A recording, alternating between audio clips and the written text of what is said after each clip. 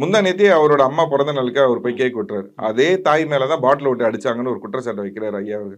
ஆனா அந்த கேக் வெட்டுற நிகழ்ச்சியில பார்த்தீங்கன்னா, எல்லாரும் சிரிச்சுக்கிட்டு சந்தோஷமா அவங்களோட மகள் நிக்கிறாரு, அவர் நிக்கிறாரு, அவங்களோட மனைவி நிக்கிறாங்க. அன்புமணி அவரோட மனைவியோட வந்திருக்காரு, அவரோட மகள்களோட வந்து எல்லாரும் ஆரவாரமா அங்க ஆனா கொண்டாடிட்டு தான் அங்க என்ன இருக்காங்க. நடந்துச்சுன்னு தான் பிரஸ் மீட்ல சொன்னாரு. அவரும் வணக்கம் சொன்னாரு, நானும் வணக்கம் சொன்னேன். அதோட முடிஞ்சுச்சுன்னு தானே அதோட சொல்றாரு. முடிஞ்சிச்சுன்னு சொல்றாங்க. அங்க அந்த சந்தோஷமான ஒரு நிகழ்ச்சி நடக்குது. ஆனா இவங்க கூட இருக்க பொறுப்பாளர், அவங்க கூட இருக்க பொறுப்பாளர் நேர்முகமா பாத்துக்க கூட முடியலையே. 2 பேரும் அடிச்சுக்கிட்டுல நிக்கிறாங்க. இதே அரியலூர்ல இவர் ஒரு மாவட்ட செயலாளர் ஐயா அவர்கள் அறிவிக்கிறாரு. அன்புமணி அவர்கள் ஒரு மாவட்ட செயலாளர் அறிவிக்கிறாங்க. இவங்க அடுத்த நாள் காலையில ஒரு கூட்டம் போடுறாங்க. அந்த மாவட்ட செயலாளர் ஆளுங்களை சேர்த்து வந்து அடிக்கிறாங்க. இதே தானே எல்லா தொகுதியிலும் நடக்கும். எல்லா மாவட்டங்களும் இந்த பிரச்சனை தான் நடக்கும். நீங்க 2 பேரும் அடிச்சுக்கல. நீங்க 2 பேரும் வந்து நாங்க சண்டை போட்டுக்கிறோன்ற மாதிரி ஒரு டயலமா இந்த மக்கள் மத்தியில கிரியேட் பண்ணி அவங்க டயலமால இருக்காங்க. ஆனா நீங்க கிளியரா இருக்கீங்க. உங்க குடும்பத்துக்குள்ள நடக்க வேண்டிய நிகழ்ச்சிகள் நடக்குது. இந்த சண்டை எதனால இந்த சண்டை நடக்குது? இது டிராமா இல்ல. இந்த சண்டை எதனால நடக்குது?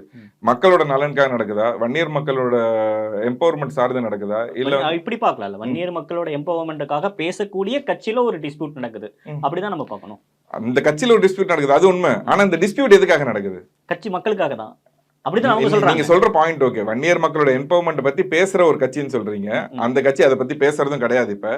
ஆனா இந்த டிஸ்பியூட் எதனால நடக்குதுன்னு தான் கேக்குறேன். வெறும் பணத்துக்காகவும் பதவிக்காகவும். அன்புமணிக்கு அவர் தலைவர் ஆகணும், ஐயாக்கு அவர் தலைவர் ஆகணும், இல்ல அவரோட பேரனுக்கு இளைஞரணி தலைவர் கொடுக்கணும். இப்ப அவரோட மகளையும் கொண்டு வந்துட்டாங்க. இதே ஐயா அவர்கள் வந்து அன்புமணி அவர்கள் இந்த 25 தியாகிகள் நான் பத்தி பேசுறேன்.